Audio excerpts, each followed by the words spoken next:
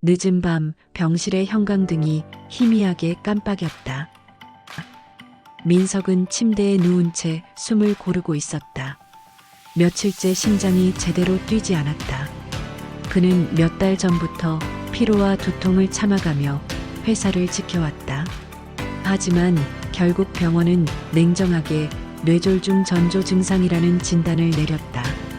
그는 손끝으로 링거줄을 만지며 중얼거렸다. 괜찮아질 거야. 아직 끝난 건 아니야. 그러나 그 말은 공기 중으로 흩어져 버렸다. 병실 문이 열리고 안에 은주가 들어왔다. 얼굴에는 피로와 짜증이 동시에 묻어 있었다.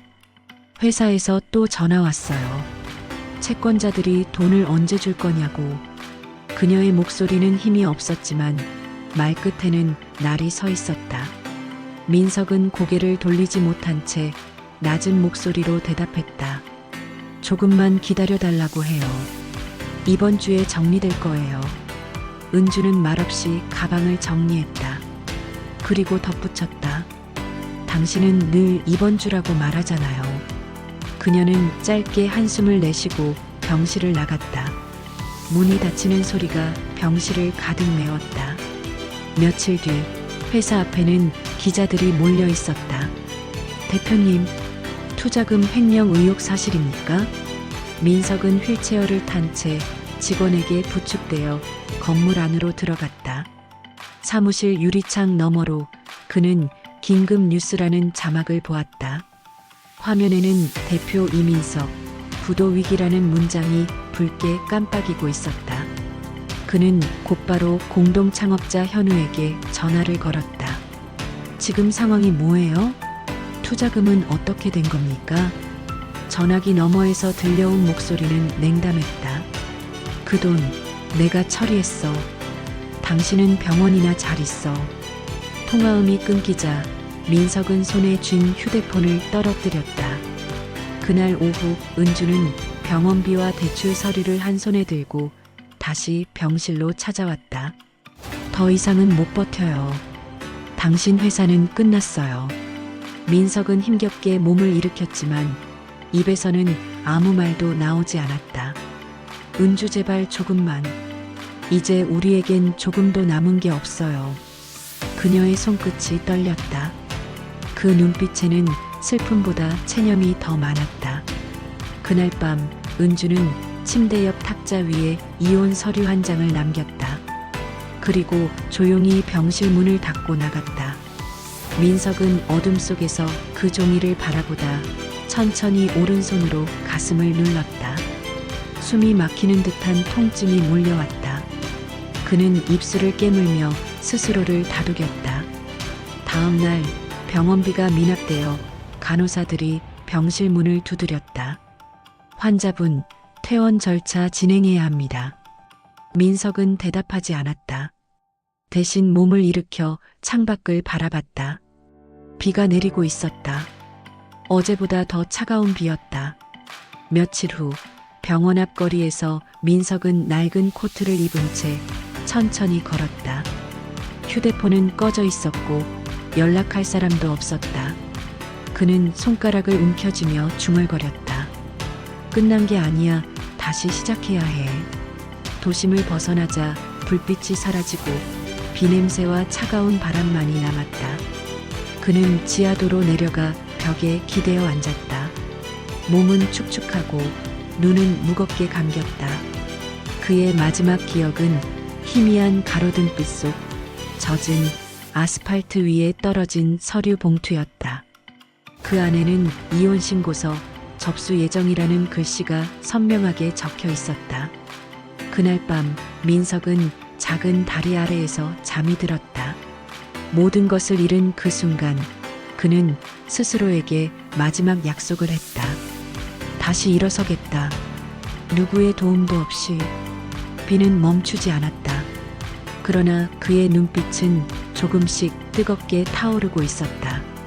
몰락의 밤은 길었지만 그것이 끝이 아니라는 걸 그는 어렴풋이 알고 있었다. 누군가에게 버림받은 자리에서 새로운 시작이 조용히 태어나고 있었다. 비 내리던 새벽 도심 외곽의 다리 밑에서 한 노인이 천천히 발걸음을 멈췄다. 그의 시선 끝에는 젖은 박스더미 사이에 쓰러져 있는 남자가 있었다. 노인은 우산을 내려놓고 다가가 남자의 맥을 짚었다. 아직 살아있군. 그는 낮은 목소리로 중얼거리며 119에 전화를 걸었다. 그렇게 민석은 다시 병원으로 실려갔다. 이번엔 이름조차 밝히지 못한 채 노인의 보호자 이름으로 입원했다. 며칠 뒤 창문 사이로 들어오는 빛 속에서 그는 처음으로 노인의 얼굴을 마주했다. 그의 이름은 도현, 60대 중반의 투자자였다. 온화한 미소를 띄었지만 눈빛은 단단했다. 살고 싶습니까? 도현의 첫 질문은 짧고 명확했다. 민석은 잠시 망설였지만 고개를 끄덕였다. 살고 싶습니다. 하지만 돌아갈 곳이 없습니다. 돌아갈 곳은 만드는 겁니다. 노인의 목소리는 담담했지만 그 안엔 묘한 힘이 있었다. 며칠 동안 도현은 매일 병실을 찾아왔다. 그는 민석의 과거를 듣고도 아무 말 없이 들었다. 모두 잃었군요. 하지만 한 가지는 남았어요. 뭐가 남았다는 겁니까? 경험이요. 실패는 두 번째 기회를 만드는 가장 비싼 자산입니다. 퇴원 후 민석은 도연이 마련한 작은 사무실로 옮겨졌다. 낡은 책상 하나와 오래된 노트북이 전부였지만 그는 다시 일어설 수 있다는 생각에 손끝이 떨렸다. 도연은 계약서를 한 장 내밀었다. 이건 투자 계약이 아닙니다. 동행의 제안입니다. 대신 조건이 하나 있죠. 조건이요? 이전 이름은 잊으세요. 새 이름으로 다시 태어나야 합니다. 민석은 서류를 바라보다 펜을 들었다. 그리고 이강이라는 이름을 적었다. 그날 이후 그는 매일 새벽부터 밤까지 일했다. 국내 기업 자료를 분석하고 해외 시장 리포트를 번역하며 도연의 조언을 받았다. 사람은 돈으로 복수하면 무너집니다. 실력으로 복수하면 살아남죠. 도연은 그 말만 반복했다. 민석은 그 문장을 마음속 깊이 새겼다. 3달 후 그들은 첫 투자를 진행했다. 도연이 말하길 작지만 가능성이 있는 기술 회사였다. 민석은 수십 개의 재무제표를 살펴보고 결정을 내렸다. 결과는 대성공이었다. 작은 수익이었지만 그건 다시 살아났다는 증거였다. 그는 점점 도연의 신뢰를 얻었고 더 큰 투자 프로젝트를 맡았다. 회사는 빠르게 성장했고 그의 이름은 업계에 알려지기 시작했다. 그러나 아무도 그가 과거 파산한 CEO였다는 사실을 몰랐다. 민석은 여전히 조용했고 철저하게 계산적인 사람으로 변해 있었다. 어느 날 밤 도연은 술잔을 내려놓으며 말했다. 이강 씨, 지금의 삶은 만족스럽습니까? 감사합니다. 선생님 덕분에 여기까지 올 수 있었습니다. 그렇다면 이제 내게서 벗어나야 합니다. 민석은 고개를 들었다. 무슨 뜻입니까? 진짜 성공은 독립에서 시작됩니다. 당신의 배신자들을 마주할 준비를 하세요. 그 말에 민석의 손이 멈췄다. 한동안 입술을 깨물던 그는 조용히 대답했다. 이제 두렵지 않습니다. 도연은 자리에서 일어나 창문을 열었다. 바람이 들어오며 종이들이 흩날렸다. 좋습니다. 내일부터 당신의 이름으로 회사를 세우세요. 나는 뒤에서 지켜보겠습니다. 민석은 고개를 숙였다. 잊지 않겠습니다. 잊으세요. 도연의 마지막 말은 묘하게 냉정했다. 그날 밤 민석은 사무실 불을 끈 채 혼자 앉아 있었다. 창밖으로 도시의 불빛이 반짝였고 유리창에 비친 자신의 얼굴은 전과 달랐다. 그는 한 장의 명함을 꺼내 들었다. 이강 LK투자그룹 대표이사. 이제 과거의 이름은 완전히 사라졌다. 그는 창밖을 바라보며 속삭였다. 이제 시작이야. 누구도 날 알아보지 못하겠지. 그의 눈빛은 차가웠고 입가에는 미세한 미소가 떠올랐다. 다시 태어난 남자는 과거를 잃은 대신 복수의 시간을 얻게 되었다. 늦은 오후 회색빛 하늘 아래에서 은주는 오래된 서류 가방을 들고 회사 건물을 나섰다. 그녀의 발걸음은 무겁고 어깨는 축 처져 있었다. 지난 몇 년 동안 모든 게 무너졌다. 남편의 사업이 연이어 실패하고 빚 독촉 전화가 하루에도 수십 통씩 걸려왔다. 한때 고급 아파트의 거실에 울리던 음악 대신 지금은 낡은 원룸 창문 틈새로 겨울 바람이 스며들었다. 그녀는 거울 앞에 앉아 서류를 정리했다. 이게 마지막이야. 자신에게 그렇게 말하며 입술을 깨물었다. 머리는 헝클어져 있었고 손톱에는 미세한 균열이 보였다.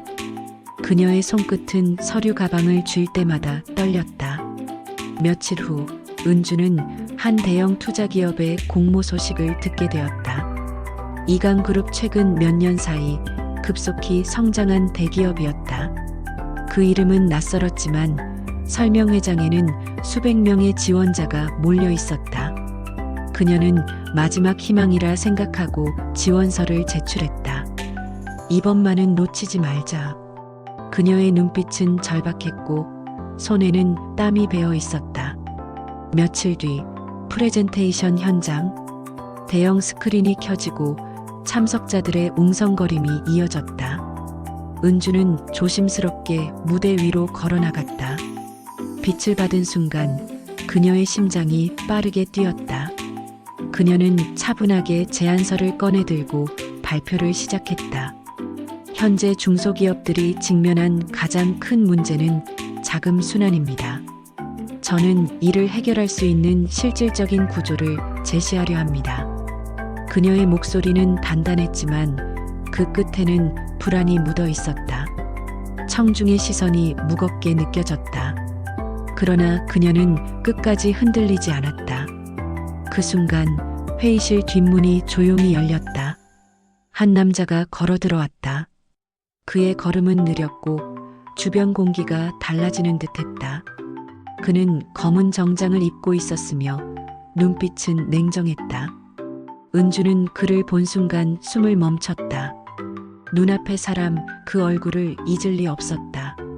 민석, 아니 이제는 이강 회장이었다. 그녀가 떠났던 남자, 죽은 줄로만 알았던 사람.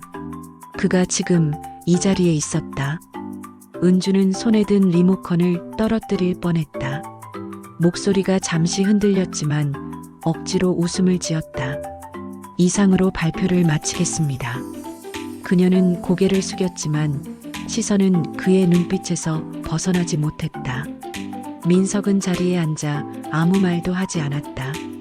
단지 오른손으로 테이블을 3번 두드렸을 뿐이다. 그때와 똑같은 습관.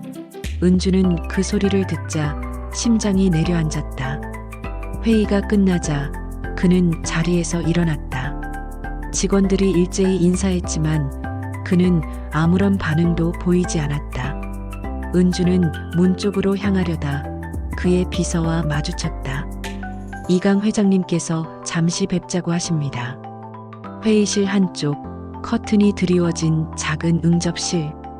은주는 조심스럽게 문을 열었다. 그는 창가에 서 있었다. 바깥의 도시 불빛이 그의 뒷모습을 감싸고 있었다. 오랜만이군요. 그의 목소리는 낮고 담담했다. 은주는 숨을 고르며 대답했다. 네, 이렇게 다시 뵐 줄은 몰랐습니다. 세상은 좁죠? 특히 빚진 사람들에게는 더 좁습니다. 그녀는 말을 잃었다. 민석은 천천히 돌아섰다.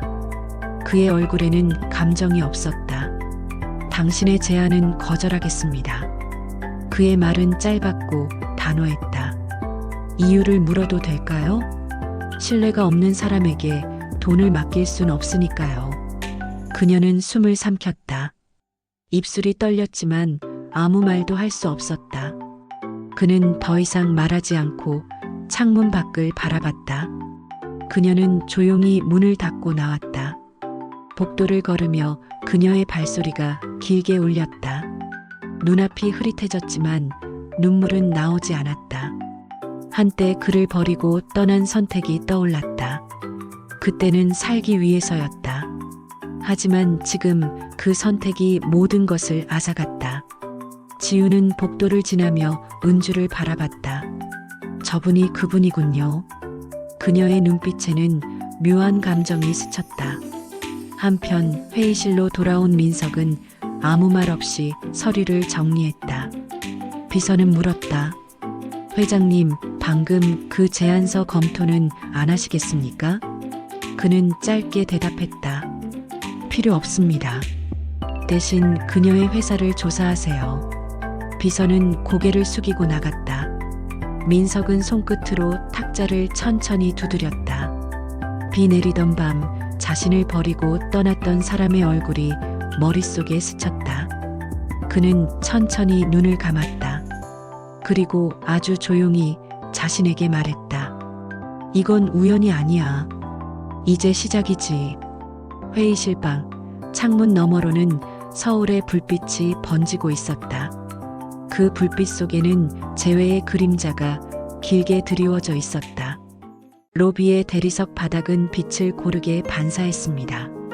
사람들 발소리가 얇게 퍼져나갔고 전광판 글자는 분 단위로 바뀌었죠. 민수는 회전문에서 한 걸음 물러서 숨을 깊게 들이마셨습니다.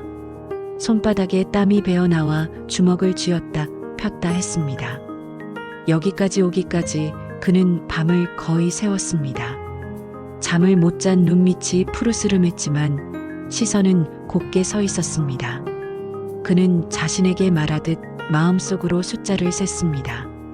하나, 둘, 셋, 그리고 문을 밀었습니다. 복도는 길고 조용했습니다.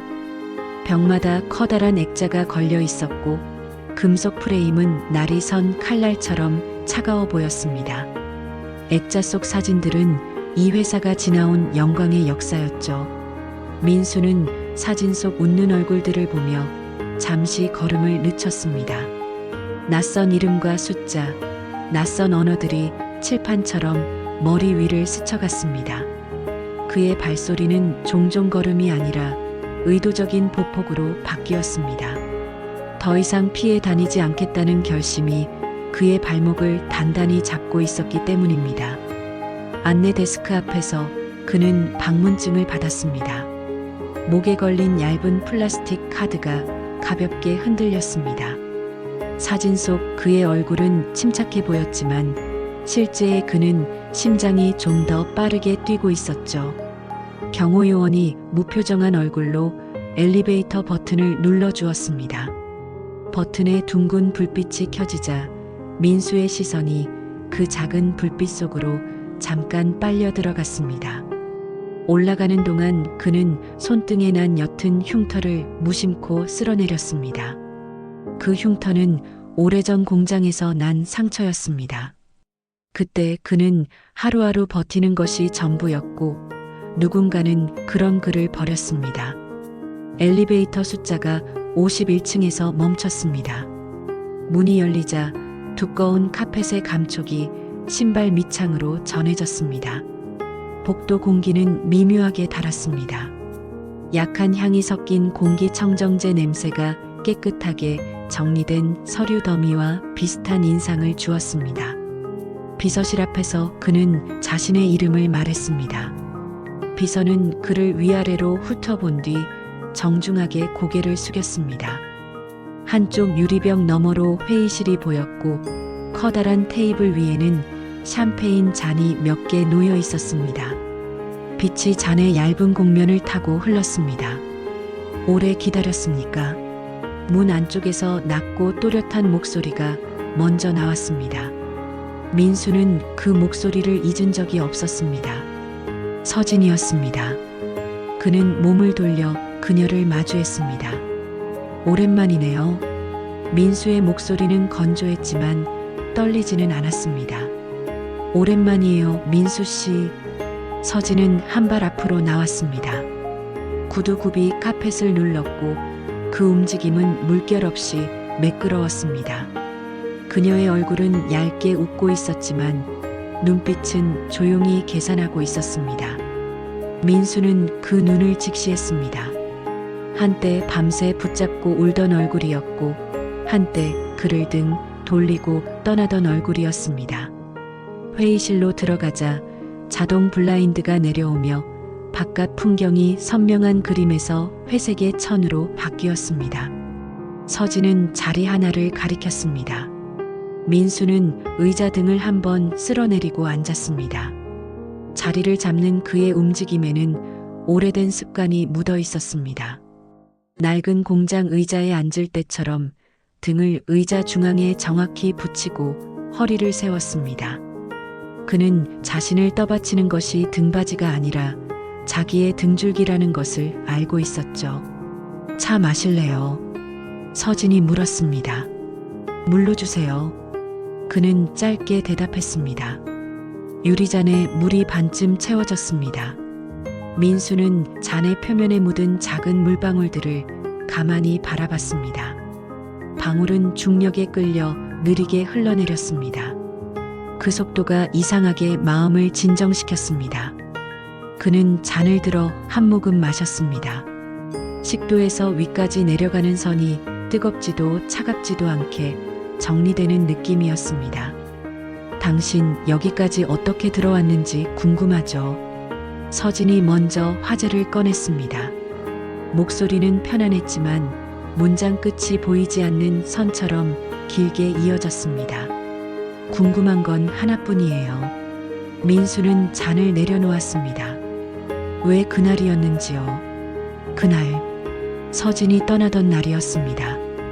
병실의 창문은 닫혀 있었고 바닥에는 정맥 주사대가 길게 그림자를 드리웠습니다. 침상 시트의 주름은 작은 산맥 같았고 그는 그 산맥을 넘지 못한 채 누워 있었습니다. 문이 닫히는 소리가 나지막하게 울렸고 그 뒤로는 고요만 남았죠. 그날의 공기 냄새, 차갑던 금속, 얇게 떨리던 손가락 끝까지 모두가 선명했습니다. 민수의 시선이 현재로 돌아왔습니다. 그날은 선택의 날이었어요. 서진이 말했습니다. 둘 중 하나를 선택해야 했습니다. 당신과 함께 가라앉거나 이 배를 살려서 나가거나. 당신은 배를 살렸네요. 민수는 고개를 끄덕였습니다. 그리고 나는 바다에 남았고요. 침묵이 짧게 방을 스쳤습니다. 에어컨의 바람이 천장 모서리를 둥글게 돌았습니다. 서진은 그 침묵을 지켜보며 손가락을 포개었습니다. 손톱은 짧고 단정했습니다. 그 손가락의 힘이 미세하게 들어갔다가 빠지는 것이 보였습니다. 마치 보이지 않는 구슬을 굴리듯 생각을 굴리고 있었죠. 미안하다고 말하면 믿을 건가요? 서진의 목소리가 낮아졌습니다. 미안하다는 말로 끝날 일은 아니죠. 민수는 단정하게 말했습니다. 그래서 여기 왔습니다. 끝내러요. 그의 말은 갑작스럽지 않았습니다. 오히려 준비된 문장처럼 부드럽게 나왔습니다. 서진의 눈빛이 아주 잠깐 흔들렸습니다. 그러나 곧 평소의 차분함을 되찾았습니다. 끝내러 왔다면 무엇부터요? 서진이 물었습니다. 민수는 테이블 위에 봉투 하나를 올려놓았습니다. 갈색 서류 봉투는 몇 번 접혔다 펴진 자국이 선명했습니다. 그 자국은 시간이 만든 주름 같았습니다. 서진이 봉투를 열어 한 장씩 넘겼습니다. 종이의 마찰음이 사각사각 방안을 채웠습니다. 그 서류에는 민수가 오랜 시간 모아온 기록이 들어 있었습니다. 그가 살아내던 하루하루 그리고 어느 날부터 시작된 반전의 흔적이었습니다.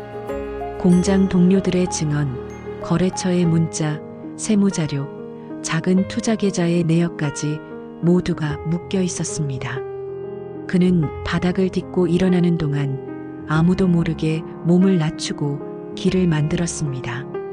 서진이 모르는 길이었고 그 길은 오늘 이 방으로 이어졌습니다. 당신이 돌아온다고 들었을 때 그냥 피할 수도 있었죠. 민수는 천천히 말을 이었습니다. 하지만 피하면 나는 내 지난 날을 또 버리는 겁니다. 이번엔 내가 내 발로 서서 말하겠습니다. 이제부터는 내 조건으로요. 조건이라. 서진은 종이를 덮었습니다. 살짝 미소가 올라갔습니다. 그 미소는 상대의 패를 읽을 때 지어 보이는 미소였습니다. 당신이 무엇을 원하는지 들어봅시다. 민수는 숨을 고르고 의자에 등을 기댔습니다. 그의 시선은 더 이상 흔들리지 않았습니다. 그는 패배자가 아니었습니다. 버려진 사람도 아니었습니다. 바다에서 홀로 떠 있었지만 그는 조용히 배를 만들었습니다. 그리고 오늘 그 배로 항구에 들어왔습니다. 첫째, 내 사람들을 건드리지 마세요. 그가 말했습니다. 당신 회사가 인수하려는 저 밑에 작은 공장들, 그 안에는 나와 같은 사람들이 있습니다. 그들의 삶을 숫자로만 보지 말아주세요. 둘째, 내 이름을 당신의 이야기에서 빼주세요. 그는 계속했습니다. 당신의 성공을 꾸밀 때 내 실패를 조미료처럼 쓰지 말라는 뜻입니다. 셋째, 오늘부터는 서로의 빚을 계산합시다. 민수의 목소리가 낮아졌습니다. 감정의 빚 말고 행동의 빚으로요. 서진은 잠시 고개를 숙여 생각했습니다. 그녀의 어깨선이 정돈된 문장처럼 매끈했습니다. 다시 고개를 들었을 때 눈빛에는 낯선 빛이 올라와 있었습니다. 경계와 흥미가 섞인 빛이었죠. 흥미롭네요. 서진이 말했습니다. 당신 예전과는 다르군요. 예전의 나는 사라졌습니다. 민수는 짧게 말했습니다. 살아남으려고 내 것을 버렸지만 결국 더 단단해졌습니다. 방 안의 공기가 아주 조금 가벼워졌습니다. 두 사람 사이의 거리는 여전히 멀었지만 말의 높낮이는 안정되었습니다. 창문 너머로 해가 움직이고 있는지 블라인드 틈이 아주 가늘게 밝아졌다 어두워졌다 했습니다. 그 변하는 빛이 마치 심장박동처럼 규칙을 만들었습니다. 두 사람의 호흡도 그 리듬을 따라갔습니다. 문이 두드려졌습니다. 비서가 조심스럽게 얼굴을 내밀었습니다. 회의 시작 10분 전이라는 안내였습니다. 서진은 손목에 얇은 시계를 한번 보더니 비서에게 고개를 끄덕였습니다. 비서는 소리 없이 사라졌습니다. 우리는 이 방에서 끝을 말하기 시작했지만 진짜 끝은 밖에서 정해집니다. 서진이 말했습니다.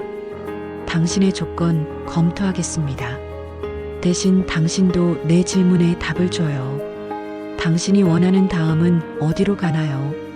민수는 자리에서 일어나 잔에 남은 물을 한 모금 마셨습니다.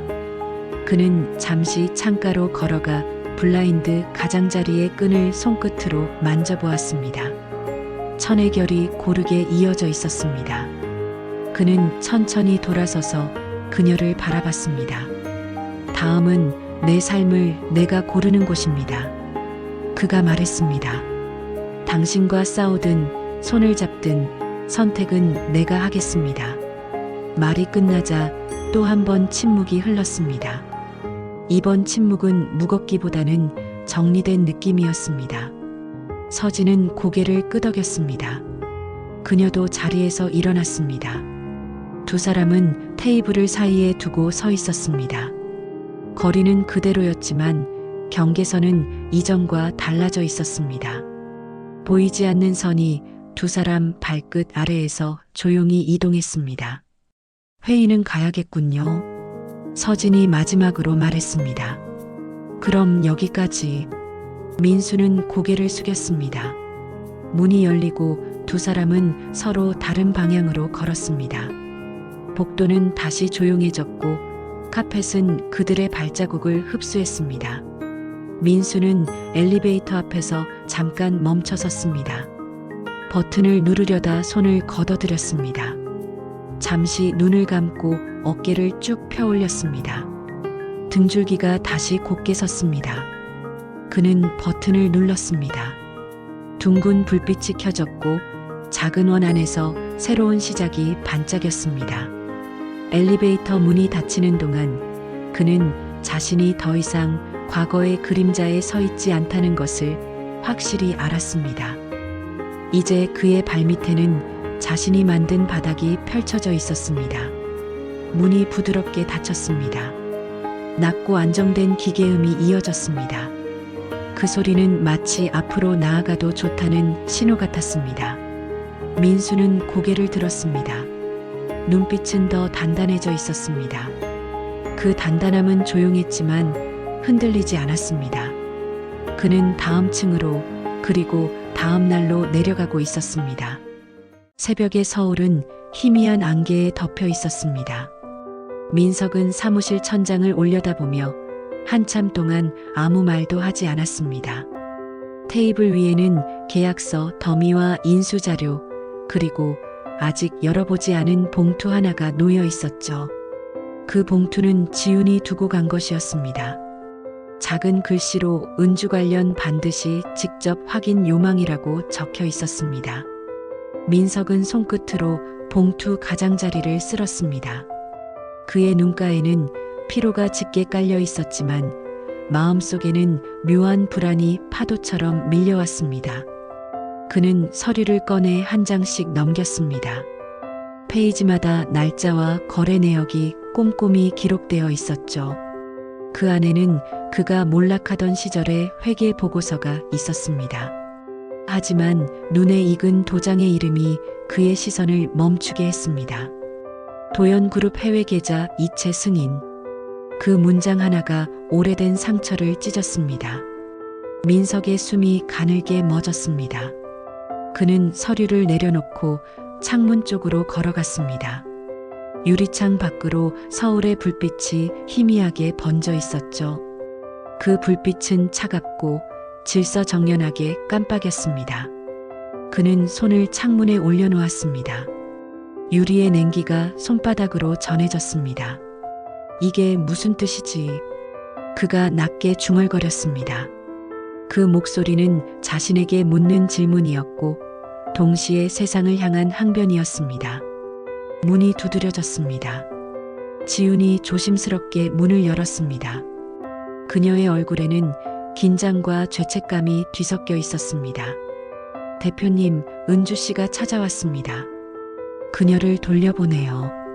민석의 대답은 짧고 냉정했습니다. 하지만 그 말 뒤에 잠시 머뭇거림이 묻어 있었습니다. 지훈은 고개를 숙이고 문을 닫았습니다. 그러나 그녀는 완전히 떠나지 않았습니다. 복도를 따라 걷다 멈추고 잠시 뒤 조용히 돌아와 봉투 하나를 책상 위에 올려두었습니다. 그 안에는 녹음 파일이 담긴 USB가 있었습니다.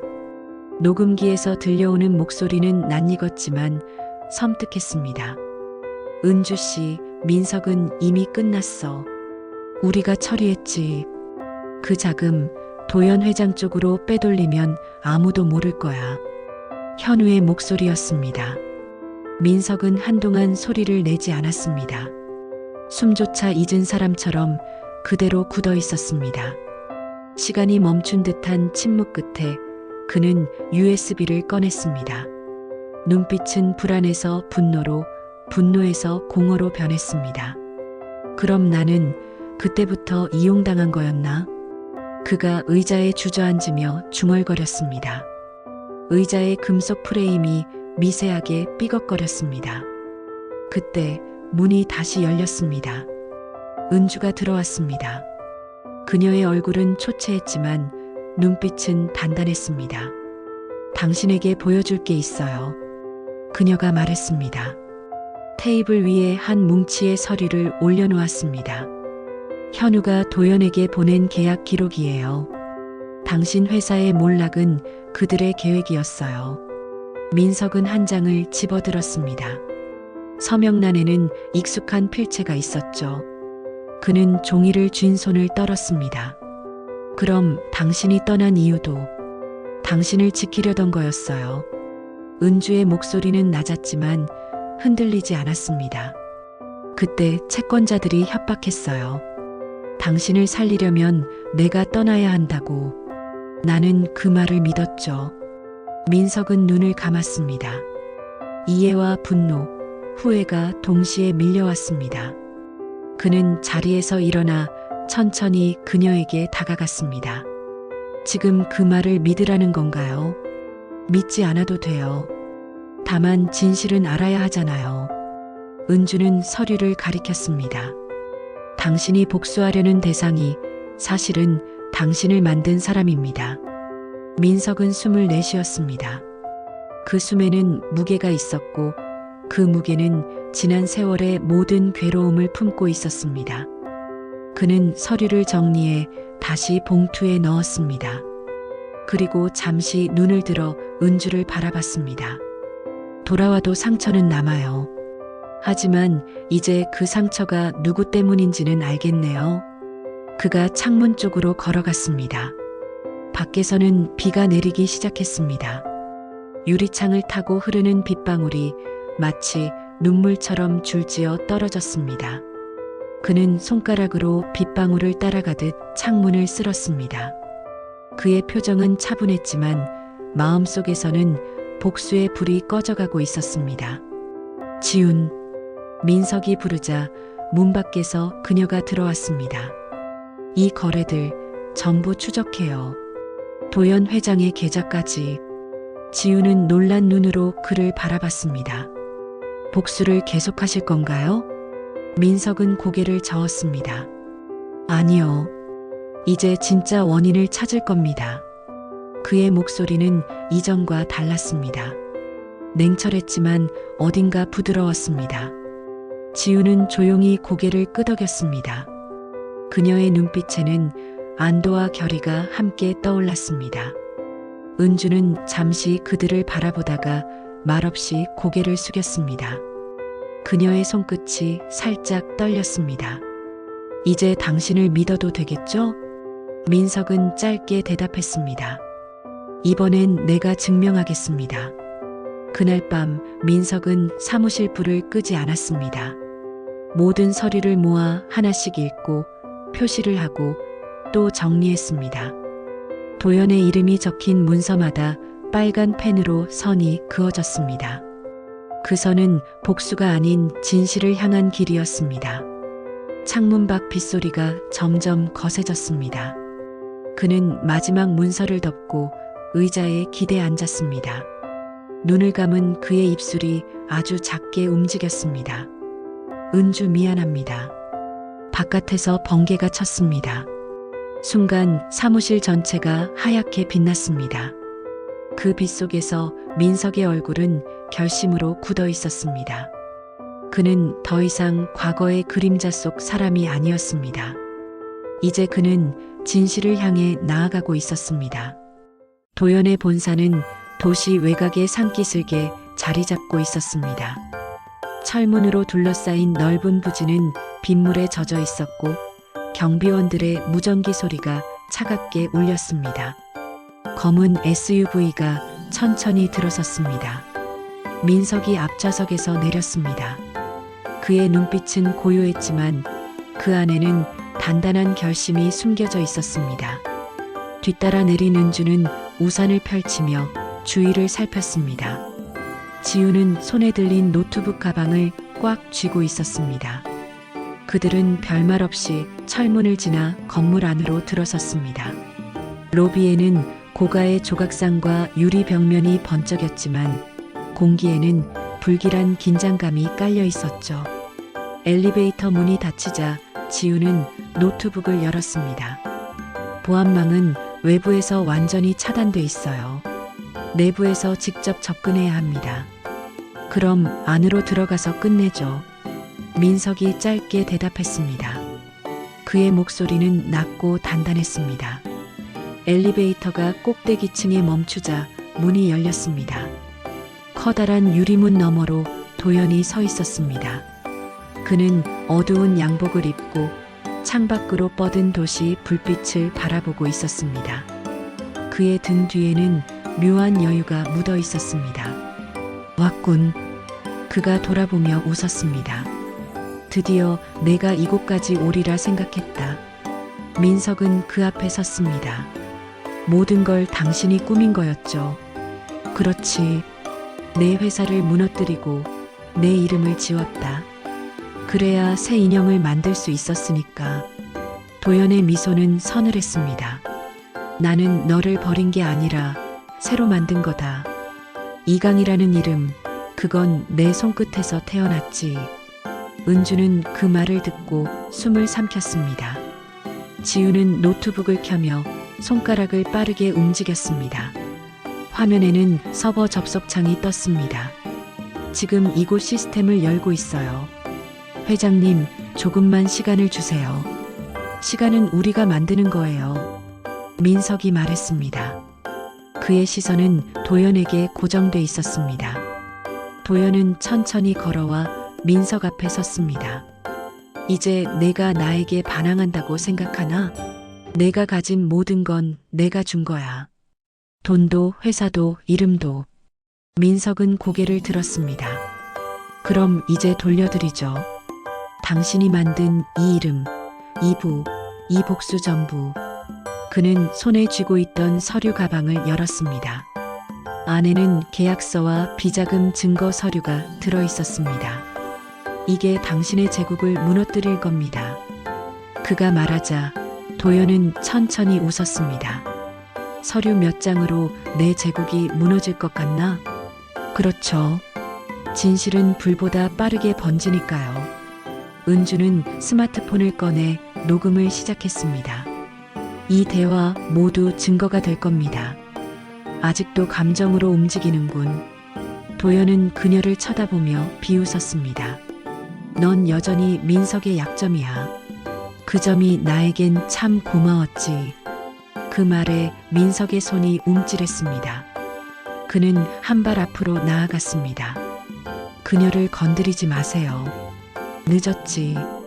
이미 모든 건 끝났어. 도연은 리모컨을 눌렀습니다. 순간 사무실에 불이 꺼지고 경보음이 울렸습니다. 붉은 경광등이 천장을 비추며 빙글빙글 돌았습니다.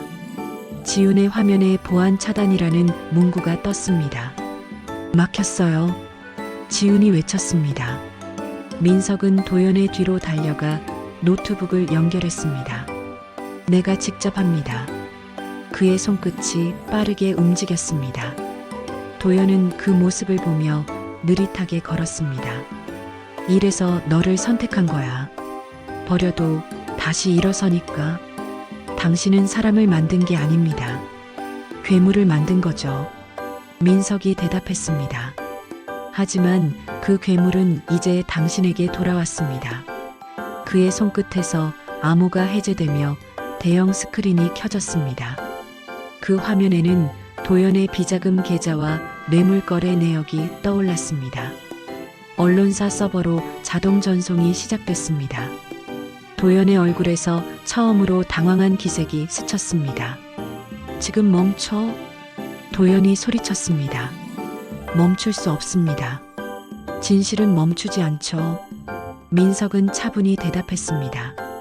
이제 당신이 만든 세상이 무너질 차례입니다. 그때 문 밖에서 사이렌 소리가 들려왔습니다. 경찰과 기자들이 몰려드는 소리였습니다. 건물 전체가 소란에 휩싸였습니다. 지우는 노트북을 닫으며 숨을 고르며 말했습니다. 끝났어요. 모든 데이터가 전송됐습니다. 도연은 잠시 말이 없었습니다. 그의 입꼬리가 미세하게 올라갔습니다.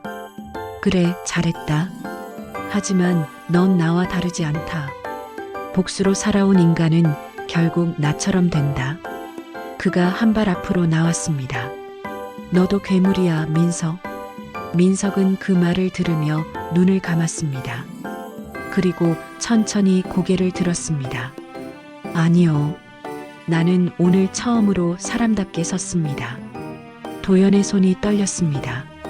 그는 책상 위에 라이터를 잡아들고 서류 뭉치를 향해 불을 붙였습니다. 이 계약서들이 사라지면 증거도 사라지지. 그건 이미 복사됐습니다. 지훈이 차분하게 대답했습니다. 당신의 모든 거래는 세상 밖으로 나갔어요. 도연은 순간 괴성을 질렀습니다. 그러나 그 소리는 외부의 사이렌과 뒤섞여 금세 묻혔습니다. 경찰이 문을 부수고 들어왔고 도연은 체포되었습니다. 수갑이 그의 손목에 채워질 때 그는 끝까지 웃고 있었습니다. 복수한 자는 언제나 빈손으로 남는다. 그게 진실이야. 민석은 말없이 등을 돌렸습니다. 은주가 다가와 조용히 그의 손을 잡았습니다. 그 손은 차가웠지만 떨리지는 않았습니다. 이제 끝난 거죠. 그래요. 하지만 마음속은 아직 모르겠네요. 그들은 복도를 걸어 나왔습니다. 밖으로 나서자 비가 그쳤습니다. 짙은 구름 사이로 희미한 새벽빛이 스며들고 있었습니다. 지우는 뒤를 돌아보며 말했다. 모든 게 무너졌는데 왜 이렇게 조용할까요? 민석은 하늘을 바라봤습니다. 아마도 진짜 싸움은 이제부터겠죠. 건물 안에서 마지막 폭발음이 울렸습니다. 불빛이 번쩍이며 유리창이 흔들렸습니다. 도연의 제국이 완전히 붕괴된 순간이었습니다. 그 소리 뒤로 세 사람의 실루엣이 천천히 빗속으로 걸어나갔습니다. 도시 외곽의 하늘은 여전히 흐렸습니다. 비는 멈췄지만 도로 위에는 아직 젖은 물기가 반짝였습니다. 민석은 검은 세단을 몰고 천천히 언덕길을 올라갔습니다. 창문 밖으로는 회색빛 구름과 사너리가 희미하게 이어져 있었습니다. 그의 얼굴은 말없이 굳어 있었고 손목의 시계는 새벽 3시를 가리키고 있었습니다. 그가 도착한 곳은 고급 빌라 단지였습니다. 자동문이 열리고 차가 정지하자 주변은 깊은 정적에 잠겼습니다. 그는 천천히 문을 열고 내렸습니다. 비가 그친 공기에는 젖은 흙냄새와 나무 향이 섞여 있었습니다. 오래도록 숨을 들이쉬던 그는 낮게 중얼거렸습니다. 끝났는데 왜 이렇게 조용하지? 집안은 깨끗했지만 생기가 없었습니다. 모든 가구가 제자리에 있었고 조명은 따뜻했지만 온기가 느껴지지 않았죠. 민석은 신발을 벗고 거실로 걸어갔습니다. 벽 한쪽에는 대형 TV가 켜져 있었습니다. 뉴스 속에서는 도연 회장의 체포 소식과 비자금 폭로 사건이 연일 보도되고 있었습니다. 국내 최대 투자그룹 도연그룹의 회장이 구속되며 연루된 인사들이 줄줄이 조사 중입니다. 기자의 목소리가 무겁게 흘렀습니다. 하지만 민석은 반응하지 않았습니다. 그는 리모컨을 들어 화면을 껐습니다. 방 안은 곧바로 침묵에 잠겼습니다. 소파에 앉은 그는 손끝으로 자신의 이름이 적힌 명함을 가만히 만졌습니다. 이강그룹 회장 이민석? 그 명함 한 장이 그의 지난 3년을 모두 압축하고 있었습니다. 그는 그 명함을 천천히 찢었습니다.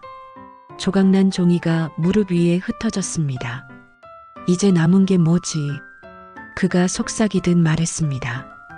그의 목소리는 마치 낯선 사람의 것처럼 들렸습니다. 잠시 후 초인종이 울렸습니다. 문을 열자 지훈이 서 있었습니다.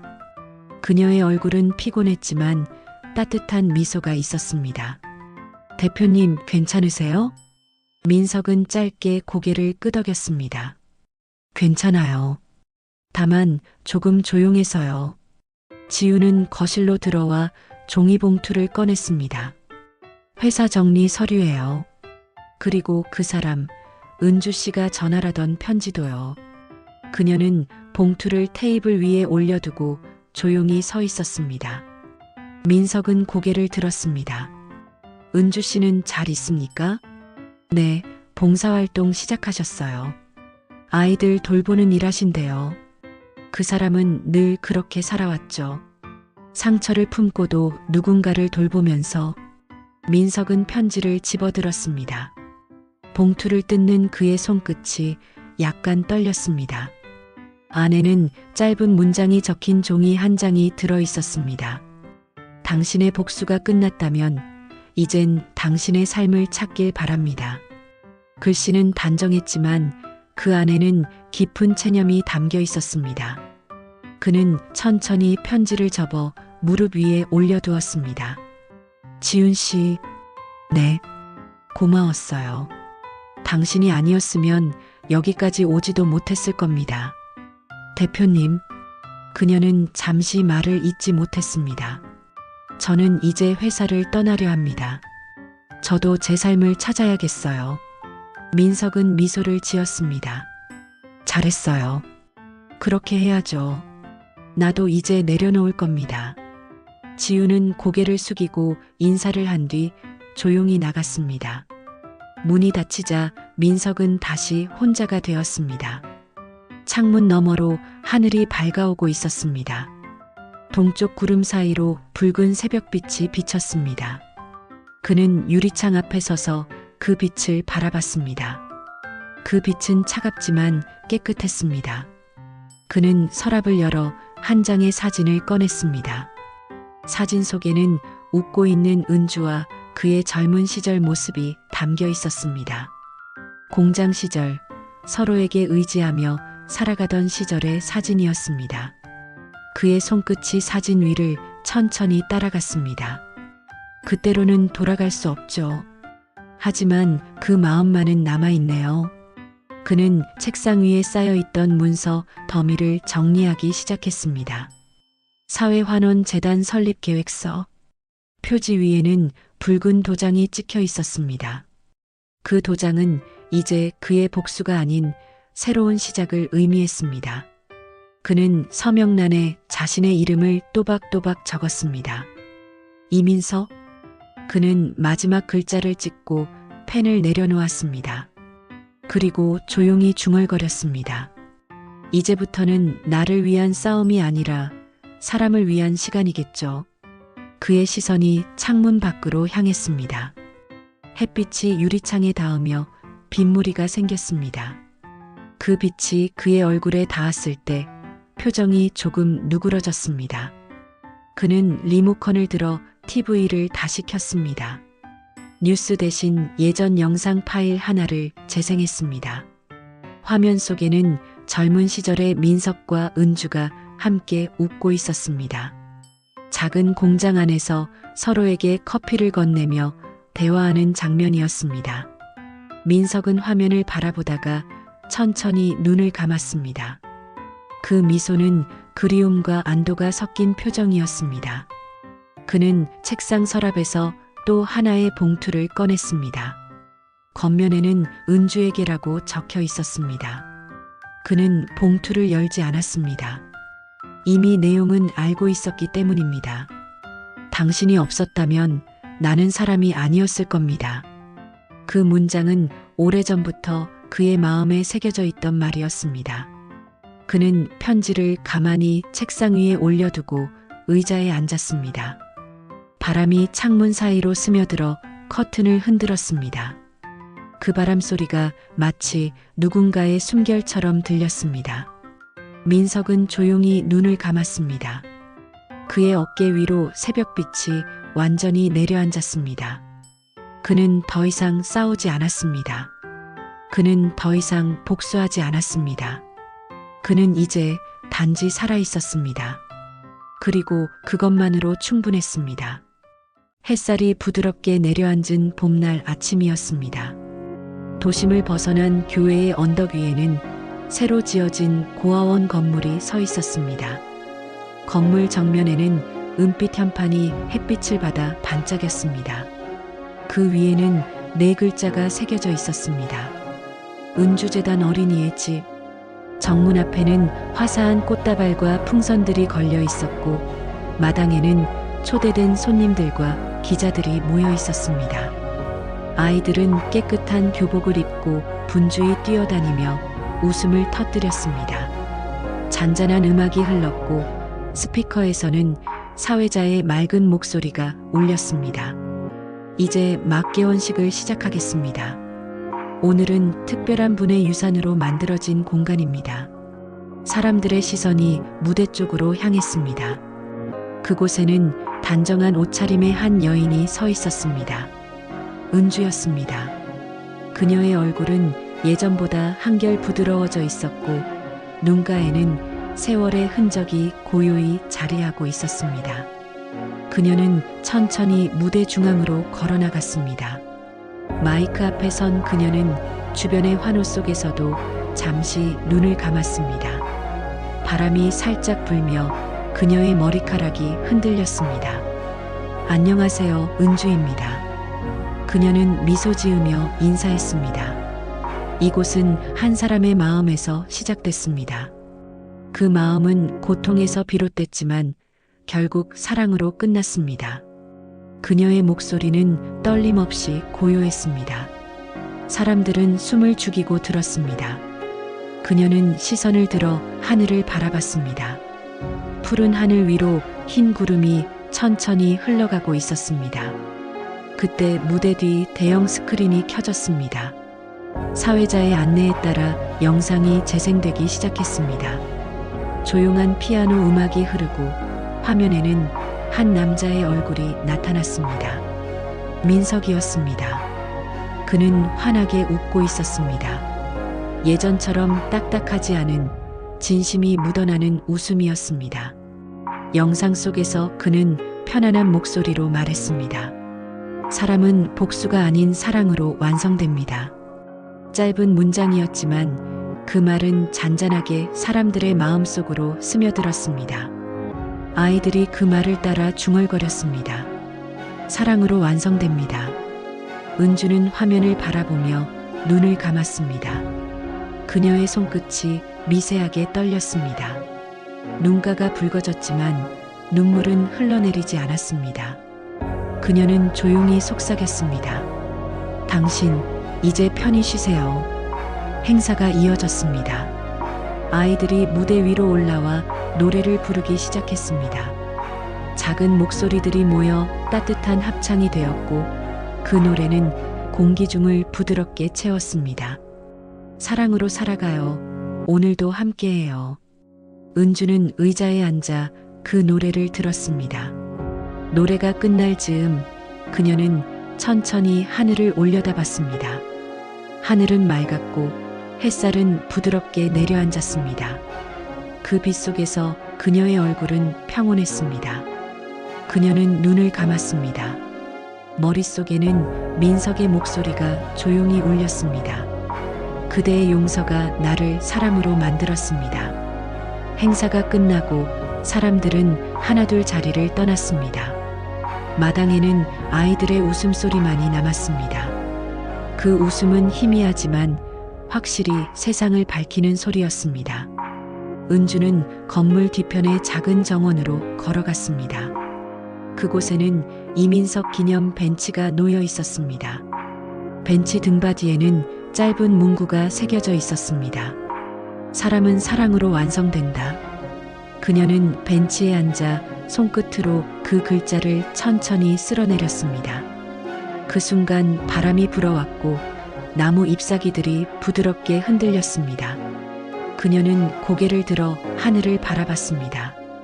햇빛이 눈부셨지만 그 빛은 따뜻했습니다. 멀리서 아이들이 손을 흔들며 달려왔습니다. 원장님, 사진 찍어요. 은주는 미소를 지으며 일어섰습니다. 그래, 가자. 그녀의 목소리에는 생기가 돌아왔습니다. 사진기 셔터 소리가 연속으로 울렸습니다.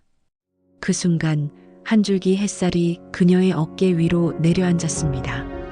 그 빛은 마치 누군가가 마지막 인사를 전하는 것처럼 부드럽고 따뜻했습니다. 카메라가 천천히 하늘을 향했습니다.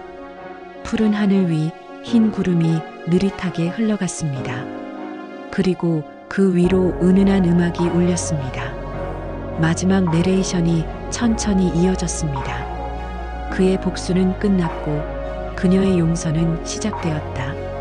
화면은 천천히 빛으로 가득 차며 사라졌습니다. 그 빛 속에서 두 사람의 지난 날이 조용히 흩어졌습니다. 그리고 남은 것은 단 하나, 사랑의 흔적이었습니다.